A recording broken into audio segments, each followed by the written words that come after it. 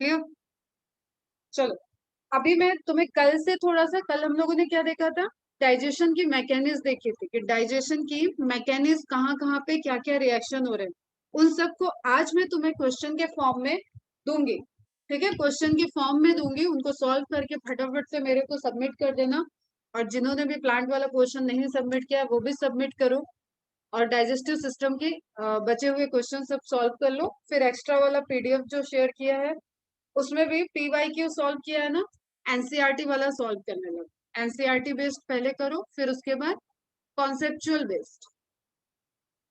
ठीक है, तो अभी बियॉन्ड एनसीईआरटी आज चलते हैं थोड़ा सा। फिर से पैंक्रियाज छूट रहा था अपना, पैंक्रियाज का एक्सोक्राइन पोर्शन कवर हो गया था, एंडोक्राइन रह गया।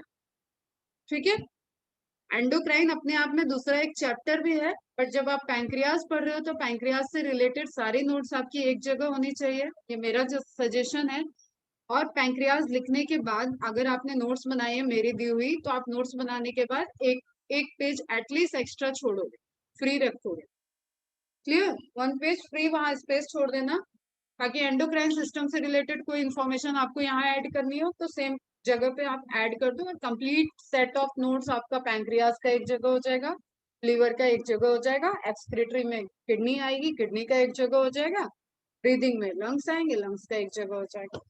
ठीक है, समझ रहे हो क्यों पैंक्रियाज में यहाँ करा रही हूँ, इसको ध्यान रखो। चलो, अभी देखो ध्यान से, पैंक्रियाज के दो पोर्शन, मतलब हेट्रोक्राइन ग्लैंड है, एसिनाई वाला जो मैंने ऑलरेडी कवर्ड किया, एक हम फिर से दिखा देते हैं।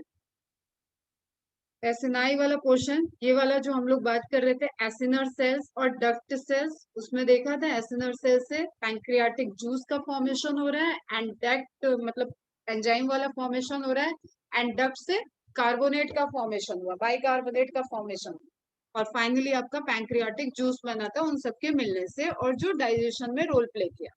ठीक है, डाइजेस्टिव सिस्टम का रोल प्ले में ध्यान रखना, वहां पे जो इंपॉर्टेंट चीज है कि जो पॉलीमर ब्रेक डाउन हुए, फिर से मैं रिवाइज कर रही हूँ, पॉलीमर ब्रेक डाउन हुए थे डाइसैकेराइड में, न्यूक्लियोटाइड में, वो सब प्रोसेस के लिए आपका intestinal juice with bile responsible है, intestinal juice with bile responsible है।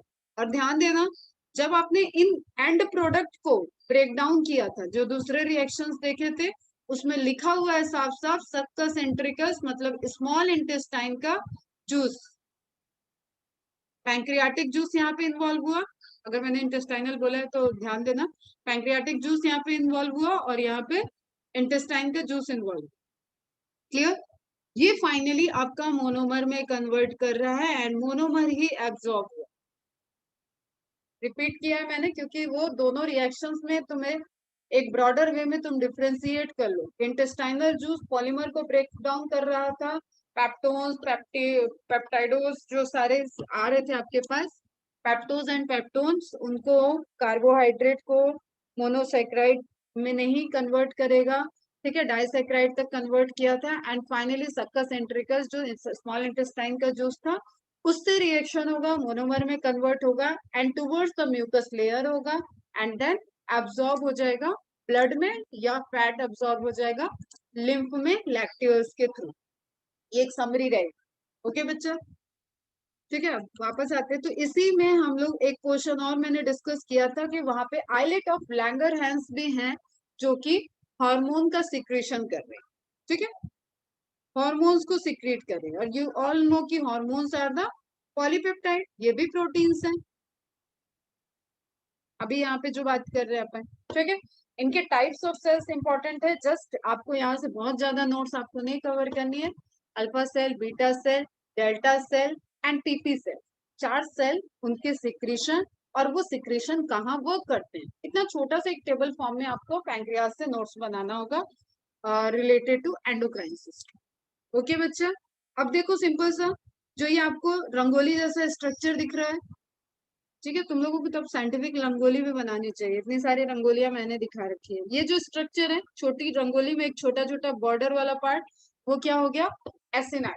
Clear, acinar cells, acinar cell सबको याद है, उसी का अगर आप एक एसिनर इस तरीके से आप इमेज देखो तो इसके बीच से कहीं डक्ट जा रही होगी, तो अब ये अपर व्यू दिख रहा है, तो एक डक्ट दिख रही है वहां पे। क्लियर, देखो कहीं लेबल डक्ट, एंड एसएनआई। इसके बारे में कोई बात नहीं करनी है अभी, क्लियर। अब सेंटर में हम देख रहे हैं, सेंटर में यहाँ से देखो इसने एक टुकड़े को इनलार्ज किया है, इस पोर्शन को इनलार्ज करके देख रहे हैं। इस पोर्शन के सेंटर में हम क्या देख रहे हैं कि there is endocrine cells, clear. Islets of Langerhans, एक जैसे कहते हैं ना कि समुद्र के बीच में एक टीला जैसा है, ठीक उस तरीके से आपको ये बीच में दिख रहा है आइलेट ऑफ लैंगरहैंस। इसमें क्या क्या है, beta cell, alpha cell, delta cells, clear. Mainly 3 cell का नाम आता है। फिर पीपी सेल अभी रिसेंट डिस्कवरी है और area of interest research area है। पीपी सेल्स का फंक्शन अभी वेल नोन बहुत नहीं है, अभी स्टडी चल रही है, इसलिए जब आप जनरल बात करते हो तो there is only alpha beta, पहले तो 2 की ही बात होगी, and then delta and then PP, एक सीक्वेंस से चल रही है, ठीक है बेटा। फिर आपको क्या दिख रहा है, आरबीसी, रेड ब्लड सेल्स। क्यों दिखाया इसने, एक तो सप्लाई तो सब जगह रहेगी बेटा, लेकिन यहाँ दिखाने का पर्पस क्या है कि ये हार्मोन ब्लड में डिफ्यूज हो जाएंगे, क्लियर। ये यहाँ डक्ट से जा रहे हैं और ये हार्मोन जो सिक्रेट होंगे वो ब्लड में डिफ्यूज हो जाएंगे। नाउ आपके लिए क्वेश्चन है एकदम डायरेक्ट, मैच द कॉलम में आए या कहीं भी आए, ये चीजें आपको भूलना नहीं है। Alpha cell secretes glucagon, beta cell secretes insulin and delta cell secretes somatostatin, clear. Blood circulation से रोल प्ले करता है। अल्फा बीटा गामा नहीं करना है, डेल्टा याद रख, अल्फा बीटा डेल्टा। सेंटर में देखो क्या है बेटा, सेंटर में बीटा है, पेरी पेरी पे मैक्सिमम जनरल के स्ट्रक्चर की बात करोगे तो जो आइलेट ऑफ लैंगरहैंस रहते हैं उसके सेंटर में, एक तो ये एसएनआई के सेंटर में गया, पहले तो ये एसएनआई के सेंटर में गया। रिलेशनशिप समझना बच्चा, आगे काम आएगा, अगर अभी कोई क्वेश्चन में नहीं आता है तो भी आपके कॉन्सेप्ट के लिए इंपॉर्टेंट। आइलेट ऑफ लैंगरहैंस एसएनआई से घिरा हुआ स्ट्रक्चर है, हार्मोन सिक्रेट करेगा, मैक्सिमम पोर्शन एसएनआई है, कम पोर्शन में हार्मोन सिक्रेटिंग सेल्स प्रेजेंट है। उसमें भी हम एक आइलेट के अंदर गए तो हमें दिख रहा है सेंटर में मैक्सिमम बीटा सेल्स प्रेजेंट है, पेरी फेरी पे अल्फा सेल प्रेजेंट है, और अल्फा सेल्स हम सबको पता है कि ग्लूकागॉन। अब बीटा सेल देखो किसी का गलत नहीं होता, बीटा सेल कभी गलत नहीं होता क्योंकि इंसुलिन बहुत अच्छे से सब पढ़ते हैं। बीटा सेल आपको डिजीज में भी कवर करना है, डायबिटीज भी कवर करनी है थोड़ी थोड़ी, तो उस सब में आ जाता है कि क्या है इंसुलिन क्या है वो आ जाएगा, क्लियर। तो beta cell, insulin, alpha cell, glucagon, clear. And third one is delta somatostatin. 1 1 line के नोट्स हैं, लिख लेना अच्छे से।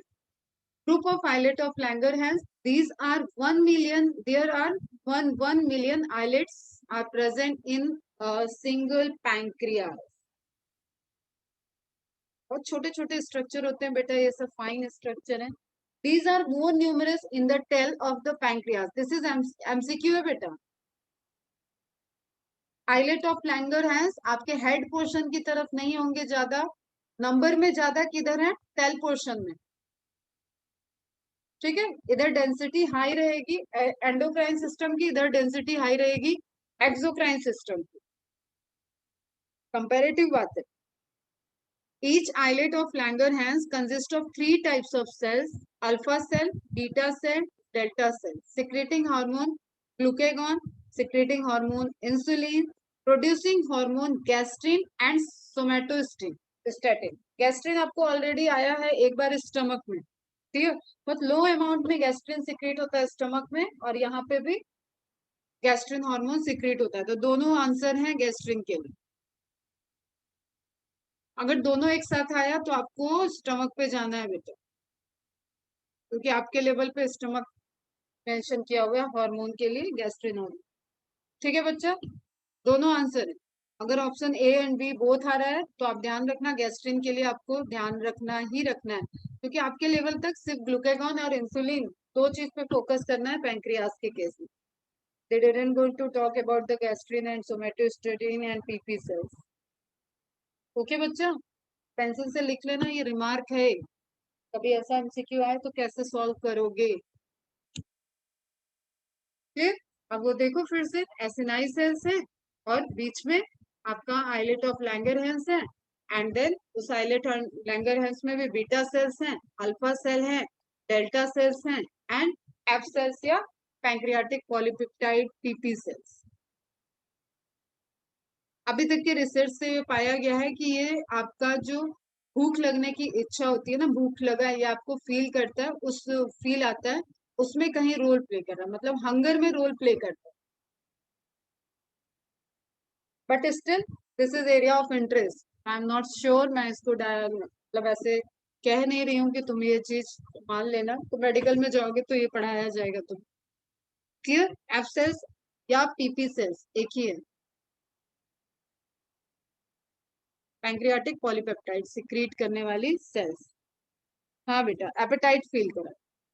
तो alpha cell glucagon, beta cell insulin, delta cell somatostatin और लेस अमाउंट में gastrin, exocrine acinar cells, duct cells, ये मिलके आपका एक्सोक्राइन पैंक्रियाटिक जूस सिक्रीट करेगा, उसका कंटेंट आपको पता है।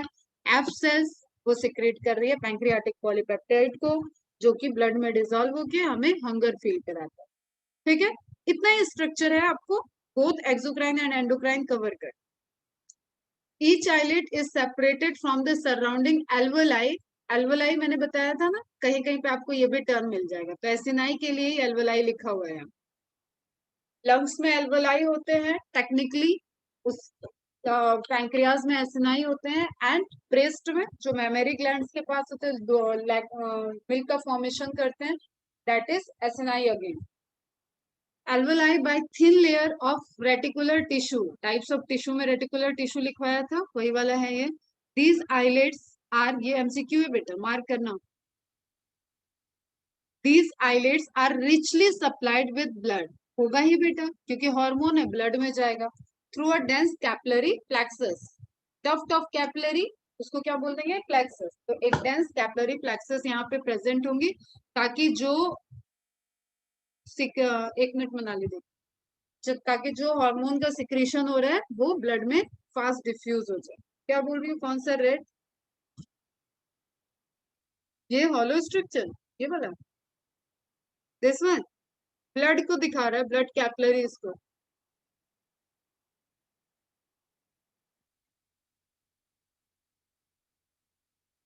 ठीक है, चलो। In the islets of Langerhans, alpha cells are present at periphery, beta cells are present near the center, delta cells are placed peripherally और scattered होगा।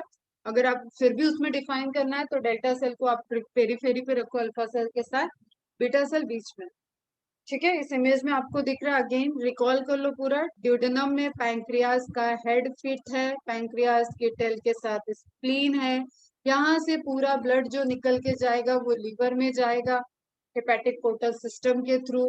ठीक है, यहाँ पे रिच सप्लाई ऑफ ब्लड चाहिए, क्योंकि आपका हार्मोन सिक्रेटिंग एजेंट ऑर्गन है, हार्मोन फॉर्म हो रहा है, और हार्मोन फॉर्म होगा तो वो ब्लड में डिफ्यूज होगा।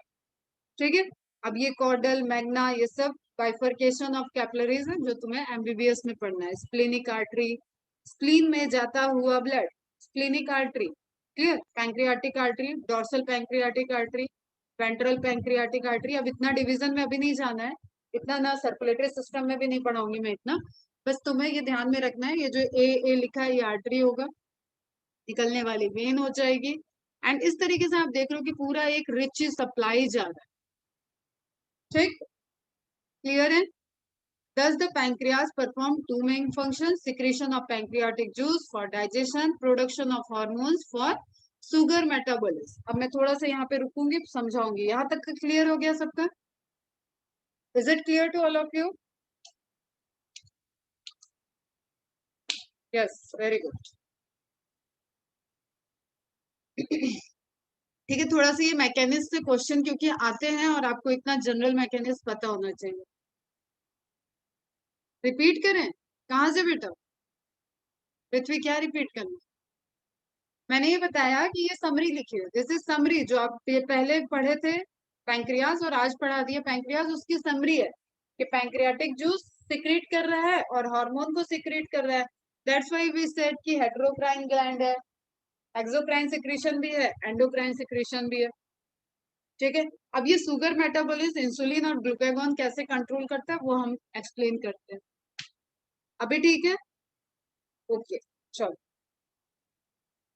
और लास्ट 2 मिनट में मैंने ब्लड की सप्लाई ही बताई।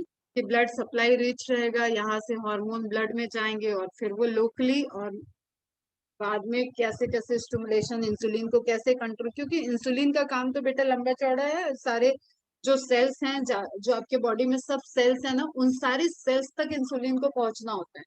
क्लियर? तो हम ऐसा नहीं कह सकते कि ये लोकली हार्मोन सिक्रीट हो रहा है, जैसे गैस्ट्रिन की बात की थी हम लोग, सिक्रेटिन की बात की, गैस्ट्रिन की बात की, तो ये हार्मोन यही सिक्रीट होके यहीं पे वर्क कर रहे थे। आएंगे हम लोग इन सब चीजों पे बात करेंगे जब एंडोक्राइन सिस्टम आएगा। अभी हमें डाइजेस्टिव सिस्टम के अकॉर्डिंग एकदम कहते हैं ना सीध में रहना है, इधर उधर दाएं बाएं किए तो बहुत चीजें पढ़ने को। नाउ ये पॉइंट सब नोट डाउन कर लेना। About 99% of the glandular cells are cuboidal. Question आता है, ध्यान रखो। क्लियर? क्यूबॉइडल, क्यूबॉइडल एपिथेलियम पढ़ा था ना, वही है। ग्लैंडुलर सेल्स जो भी पैंक्रियाज के आपके ग्लैंड्स प्रेजेंट हैं। आगे अब एक्सोक्राइन में एंडोक्राइन दोनों को मिक्स करके बात कर रहे हैं। क्लियर? तो ग्लैंडुलर रहेंगी and constitute the exocrine part of pancreas. तो यू कैन सी हियर कि 99% जो है वो मेनली क्या है, क्यूबाइडल सेल्स की बनी हुई है। क्यूबाइडल सेल्स में कैसे सिक्रेशन होता है सब रिकॉल कर लो। ठीक है? अब यहाँ पे सिक्रेशन होगा, एंडोसाइटोसिस के थ्रू भी बाहर जा सकता है, सेल भी टूट के बाहर जा सकती है। क्लियर? इट डिपेंड्स कि वो किस तरीके की सिक्रेशन कर रहा है। ठीक? 1% ऑफ, अब ये देख लो, ये भी एक चीज ध्यान रखो जो बताने जा रहे हैं। 99%, तो पूरा पैंक्रियाज का 99% क्या है, एक्सोक्राइन सिक्रेशन में लगा हुआ है, सिर्फ 1% ही ग्लैंडुलर सिक्रेशन है। And hormone is magical thing बेटा, हार्मोन बहुत मैजिकल चीज है, बहुत कम अमाउंट में ही काम कर जाता है। समझ रहे हो? इंसुलिन के एक इंजेक्शन अगर किसी का डायबिटीज कंट्रोल कर रहा है तो इंसुलिन की डोज तुम लोग एक आइडिया लगा सकते हो कि एक इंजेक्शन से आपने पूरा कंट्रोल कर दिया। तो उसी तरीके से 1% glandular cells of pancreas are endocrine. अभी तो बहुत अच्छे अच्छे इंजेक्शन आ रहे हैं, वीकली भी लेने वाले इंजेक्शन आ गए, पहले डेली वाले भी चलते थे। द पीपी सेल्स, ये नया क्वेश्चन बन सकता है बेटा, बाउंसर क्वेश्चन, तो नोट डाउन करके शॉर्ट नोट्स रखना। Accounts for about 1% of islet cell, इन 1% में भी 1%। क्लियर? 1% का 1%।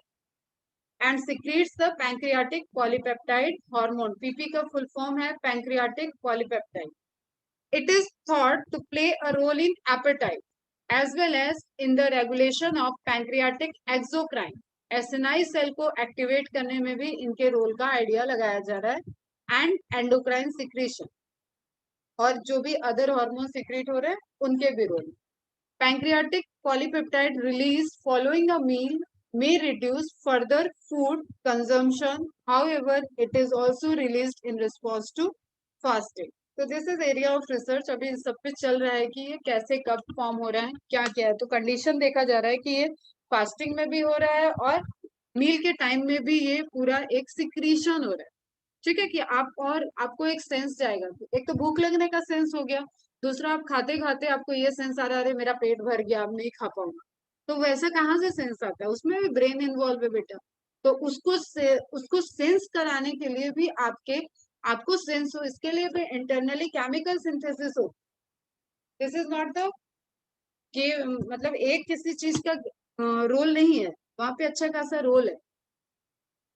ठीक है? तो केमिकल इंटरेक्शन चलता है। अब देखो तुम यहाँ पे, एक मैं अभी वीडियो प्ले करूंगी, वीडियो को भी देखना ध्यान से। यहाँ पे देखो और ट्रांसपोर्टेशन का फिनोमिना याद करो। ट्रांसपोर्टेशन में जो फैसिलिटेड ट्रांसपोर्टेशन बढ़ाया हुआ है, फैसिलिटेड ट्रांसपोर्टेशन और एक्टिव ट्रांसपोर्टेशन।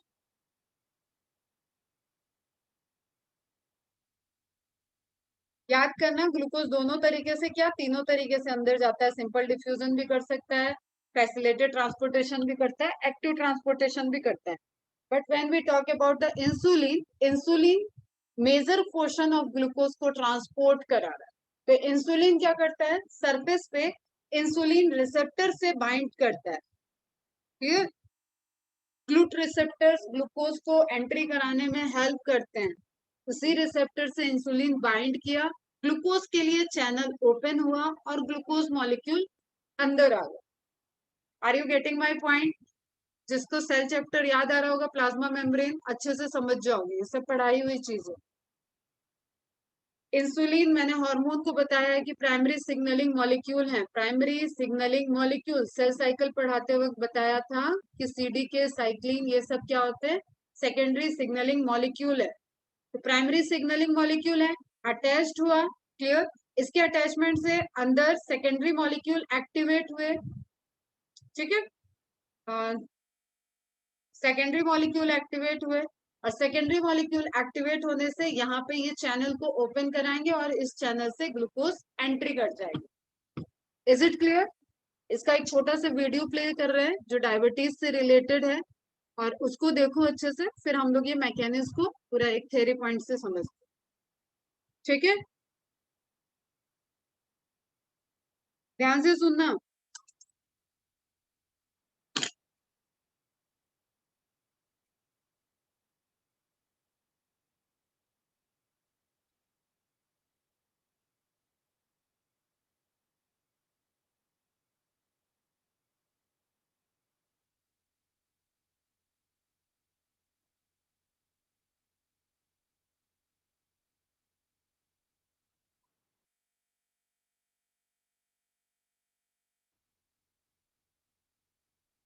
क्या हुआ, आवाज नहीं जा रही?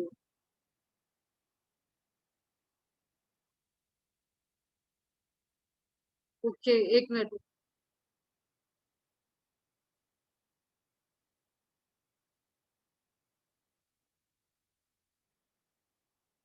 ओके ठीक है, कोई नहीं, मैं डिक्टेट कर दे रही हूँ, तुम देख तो सकते हो ना, देखो जरा।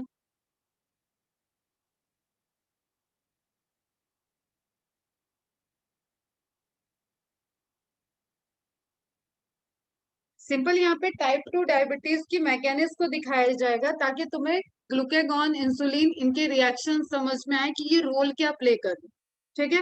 अभी मैंने जो पढ़ाया उससे तुम्हें ये तो समझ में आ गया कि इंसुलिन एक हार्मोन है जो सिक्रीट हो रहा है आइलेट ऑफ लैंगरहैंस से, बीटा सेल उसको सिक्रीट कर रही है और कैपिलरीज में वो डिफ्यूज कर जाएगा एंड ब्लड में वो फ्लो करेगा। और जो डाइजेशन मैंने पढ़ाया उससे तुम्हें पता चल गया है कि ग्लूकोज मोनोमर है कार्बोहाइड्रेट का, ग्लूकोज, फ्रक्टोज, गैलेक्टोज। इसमें फाइनली कार्बोहाइड्रेट आपका ब्रेक डाउन हुआ डाइजेशन की मैकेनिज्म से, कॉम्प्लेक्स मॉलिक्यूल सिंपलर मॉलिक्यूल में ब्रेक डाउन हुए एंड ग्लूकोज को स्मॉल इंटेस्टाइन के जुजनम और इलियम वाले पार्ट तक एब्जॉर्ब कर लिया। क्लियर है बेटा? इतनी चीजें क्लियर है। तो अब दोनों ही केस में इंसुलिन भी ब्लड में है एंड ग्लूकोज भी ब्लड में, ठीक है। Now I am talking about the mechanism कि ग्लूकोज सेल के अंदर कैसे जाएगा, उसके लिए मैंने ये वीडियो एक रिकॉर्ड किया है, देखो। मैं बोलूंगी जहां जरूरी है, अदरवाइज तुम सिंपली देखो और जो लिख रहा है उसको पढ़ो।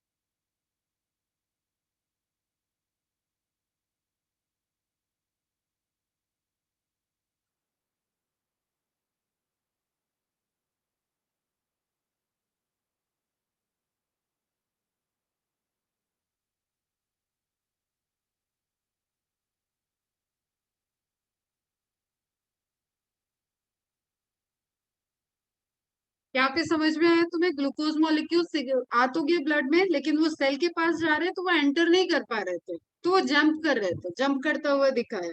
क्लियर? तो पहली मैकेनिज्म कि वो एंटर नहीं कर पा रहा है, अब उसको एंटर करने के लिए हेल्प चाहिए, फैसिलिटी चाहिए।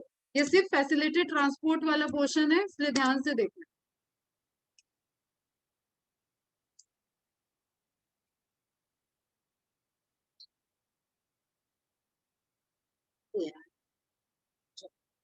चल तुम लोग पूरा देख लो, नहीं तो ये बार बार शुरू से स्टार्ट से play हो जाएगा।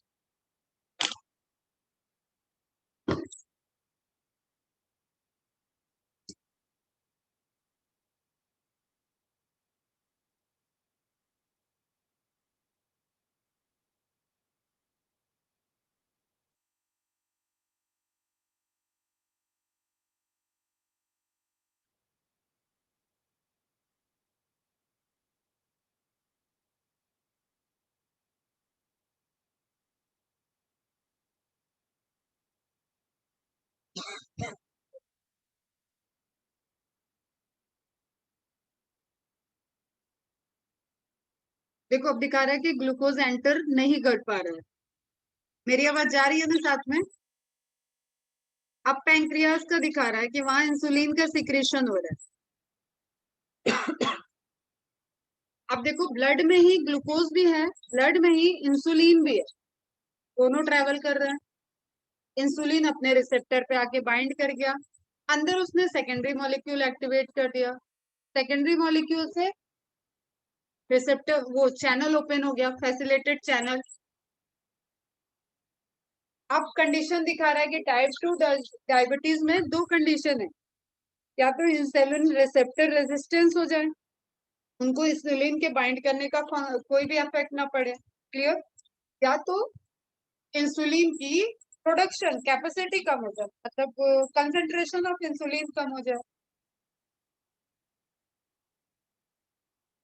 क्लियर।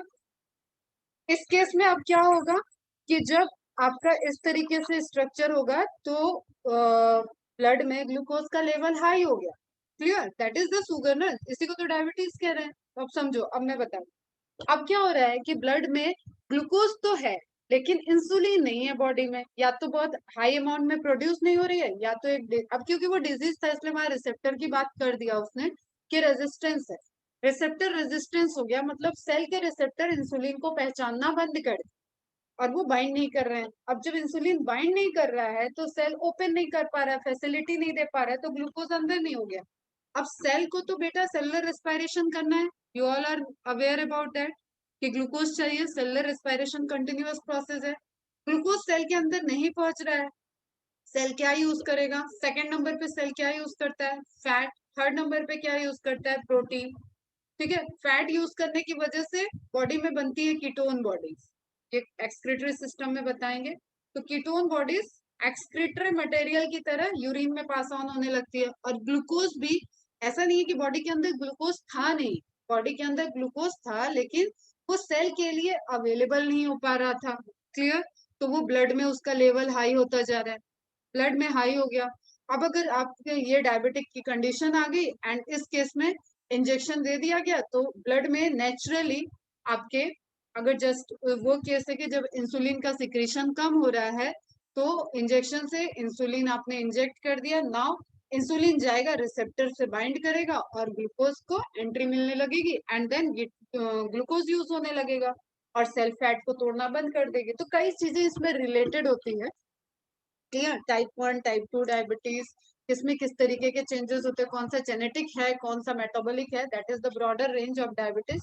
अभी उसकी बात नहीं करते हैं, जनरल हम ये समझ रहे हैं कि हाँ जो बीटा सेल्स रिक्रीट कर रही थी इंसुलिन, उसका काम क्या है कि वो जो सक्कस इंट्रिकस ने ग्लूकोज बनाया था और उसको ब्लड के अंदर हमने डाल के अब पहुंचाना था कि सेल टू सेल वो पहुंचे और ग्लाइकोलिसिस में रोल प्ले करे, वो प्रोसेस रुक रहा है, उसको सेल अपने अंदर ले नहीं ले रही है, ओके, ले नहीं रही है। उस कंडीशन में ब्लड में ग्लूकोज का लेवल हाई हो जाएगा and that is known as blood sugar, clear. अब ये तो हो गई डिजीज वाली बात। अभी हमें समझना है कि what is the regulation of blood glucose level by insulin and glucagon. समझो अब इसको, लेक्चर ओवर होने वाला है, रिज्वाइन करना सेम आईडी पे। Glucose is required for cellular respiration and is the preferred fuel for all body cells. ये हमारे सारे बच्चों को अच्छे से पता है, clear. Hormones regulate both the storage and the utilization of glucose as required. वो डिजीज की बात थी, अभी उसको छोड़ दो, ठीक है। नॉर्मल केस में क्या होता है वो बात कर रहे हैं आप, clear. Hormones regulate both the storage and the utilization of glucose as required.